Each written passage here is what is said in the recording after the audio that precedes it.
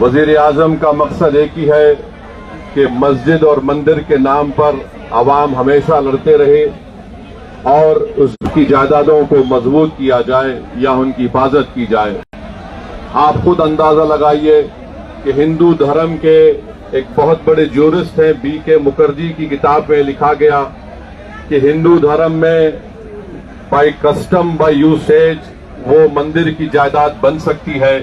तो नरेंद्र मोदी वक्फ के वक्फ by user को इस तरह से खत्म कर रहे हैं कि अगर कोई डिस्प्यूट होगा या गवर्नमेंट प्रॉपर्टी, भाई मौलाना मोहिबुल्लाह नदवी साहब है, गवर्नमेंट की प्रॉपर्टी है।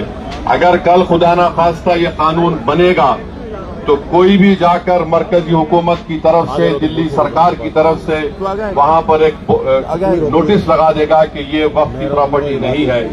हिबा को निकाल रहे हैं, ट्रांसफर ऑफ प्रॉपर्टी में हिबा है मगर कोई गिफ्ट नहीं कर सकता वक्फ की जायदाद को।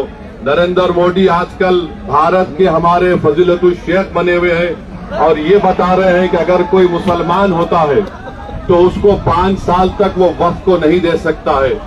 ये कहां से इनको मालूम हुआ, कौन से फिक्र ये की किताब में लिखा गया? तो इनका मकसद एक ही है कि भारत के मुसलमानों से उनकी सियासी और मजहबी शनाख्त को छीन लिया जाए।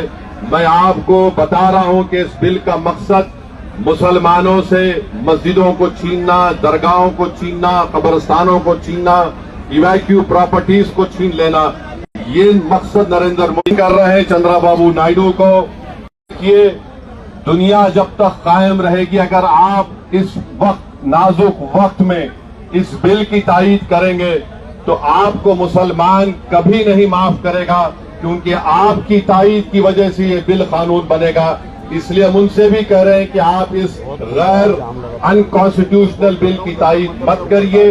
हमारा मुतालबा सिर्फ यही है, अगर हिंदू धर्म की प्रॉपर्टीज में, मंदिरों में, सिखों के गुरुद्वारा में कोई गैर सिख या गैर हिंदू मेंबर नहीं बन सकता तो मुसलमान के इस वक्त में क्यों बन सकता है? तो ये तमाम चीजें हैं। हम उम्मीद करते हैं कि हुकूमत इसका नोटिस लेगी। अगर नरेंद्र मोदी इस मुल्क के अमन को खराब करना चाहते हैं, वो मस्जिदों और मंदिरों के झगड़ों में इजाफा करना चाहते हैं, तो ये उनकी हुकूमत की जिम्मेदारी होगी। मैं यहाँ पर हमारे ज्वाइंट वर्किंग कमेटी पार्लियामेंट के तमाम अराकीन, हमारे नासिर भाई का और मोहिबुल्लाह नदवी साहब का हमने तमाम बड़ी कोशिशें की।